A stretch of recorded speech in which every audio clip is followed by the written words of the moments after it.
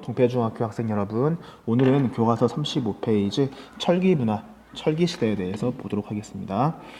철기 문화가 보급되면서 도구가 좀 바뀌기 시작해요. 우선 철제 농기구도 다양하게 사용하게 되고, 그리고 철제 무기도 등장하기 시작합니다.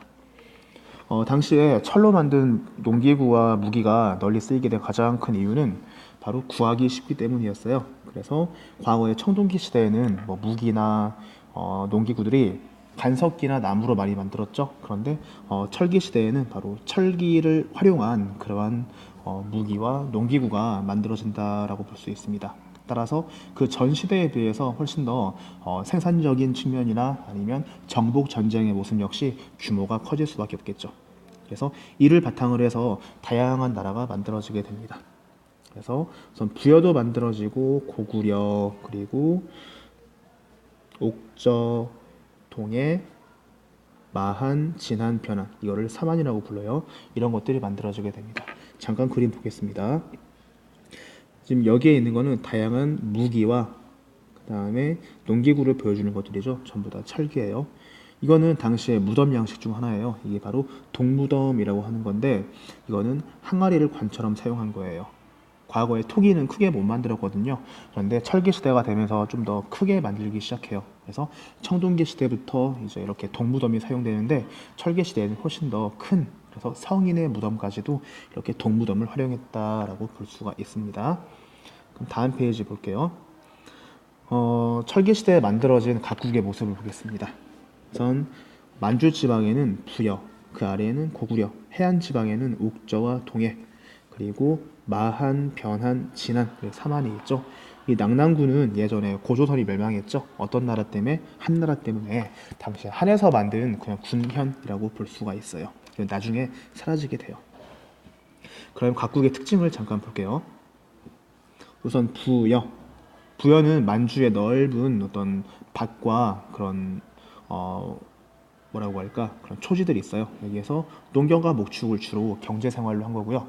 그리고 흰옷을 즐겨 입는 모습이 있었다라고 합니다. 그 다음에 순장 풍습도 있는데, 순장이란 거는 높은 사람이 이제 죽었을 때 그 밑에 있던 신하들, 보통 노비를 많이 묻어요. 그런 모습을 순장이라고 말합니다.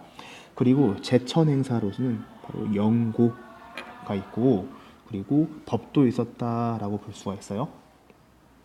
그 다음 고구려를 보겠습니다. 고구려는 산이 많은 지역이에요. 지금 이 지역으로 말할 것 같으면은 백두산도 있고 개마고원도 있죠. 그래서 여기는 농경이 불리하기 때문에 일찍부터 약탈과 침략을 바탕으로 해서 바로 나라가 성장하게 됩니다. 그래서 말타기와 활쏘기도 능하다라고 볼 수가 있죠. 제천 행사로는 바로 동맹이 있습니다. 제천 행사는 뭐냐면은 바로 하늘의 제사를 지내고 풍요를 기원하고 앞으로의 어떤 미래에 대해서 많은 것들을 바라는 그런 주술적인 모습이 있는 거예요. 그래서 종교 행사라고도 부른답니다. 그리고 이제 고구려의 풍습만 또 좀 더 볼게요. 결혼 풍습으로서는 바로 서옥제라는 게 있는데, 그림 한번 볼게요. 이거는 결혼을 하게 되면은 신랑과 신부가 신부의 집에서 같이 살다가 자녀를 낳게 되면은 이제 독립하는 그러한 모습, 신랑의 집으로 돌아가는 이 모습이 바로 서옥제라고 볼 수 있어요. 이거는 옥저에 있던 민며느리제와 약간 달라요.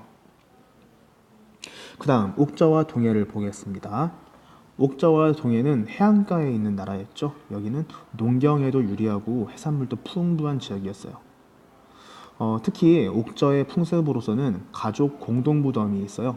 그래서 사람이 죽으면 장례식을 치른 다음에 사람의 시신을 가배장을 해요. 그래서 뼈와 살이 분리가 되면 이 뼈만 이만한 통에다가 이제 집어넣는 거죠. 그리고 다른 가족이 죽으면은 그 뼈도 자꾸 이 안에 집어넣어요. 그래서 이거를 골장제라고 부른답니다.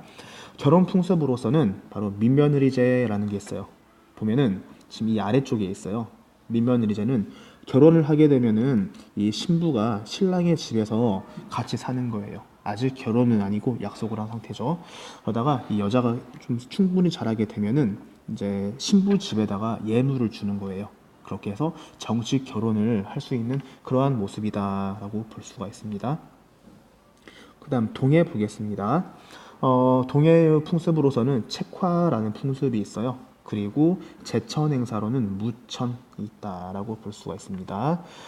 집터의 모습으로서는 철자 그리고 여자형 집터가 발생했는데 이게 동해의 것으로 추측된다라고 하네요. 그러면은 앞의 모습 잠깐 보자. 보면은 부여, 삼한, 옥저와 동해를 한번 짝짓기를 하는 거네. 우선 부여는 연맹 형태로 성립하였다. 각자 자기의 영역을 다스렸다라는 말이 있죠. 이건 바로 부여의 모습인데 한번 찾아보면은 바로 여기라고 볼 수 있어요. 이렇게 사출도가 바로 이러한 제가들이 다스리던 그러한 지역이라고 볼 수가 있어요. 왕이 간섭하지 못해요. 왕이 힘이 없다네. 그다음 삼한은 바로 이쪽이겠죠. 벼농사가 많이 되고 철이 생산되었던 지역들. 그다음 옥저와 동해 그러면은 여기는 가장 우두머리를 삼노라고 불렀는데 왕은 없었다라고 합니다. 한번 넘겨보자 다시. 마지막으로 이제 삼한의 모습 좀 보자. 삼한에서는 앞선 나라와 좀 다른 점이 있는데 바로 제사와 정치가 좀 분리되었다라는 거예요. 이거를 재정 분리라고 표현하게 되는데 정치를 담당하는 군장, 그 다음에 제사를 담당하는 청군이 따로 존재하는 거죠. 그래서 청군이 제사를 주관하는 곳을 바로 소도라고 불리우는데 여기는 신성 지역이다라고 합니다. 또한 벼농사도 발달하였고 제천 행사로서는 1년에 2번씩 하늘에 제사를 지냈어요. 특히나 변한이라는 지역에서는 철이 많이 생산돼서 바로 일본과 낭랑으로 수주까지 했다라고 합니다. 나중에 이 삼하는 변한 지방은 가야로 이어지게 되는데 우선 마하는 백제로, 진하는 신라로 통합된다라는 거죠. 이렇게 볼 수가 있겠습니다. 그래서 다시 한번 보면은 이렇게 주다음 봐요. 이 마한이 바로 나중에 백제, 그 다음에 진하는 신라, 변하는 가야가 된다라고 보면 되겠습니다. 고구려는 그대로 고구려가 되겠죠. 그러면 이번 시간은 이걸로 마무리를 하겠습니다. 우리 꼭 동영상 잘 보고 수업 시간에 우리 퀴즈랑 잘 맞출 수 있도록 해요. 그럼 이걸로 마무리해요. 수업 시간에 봐요.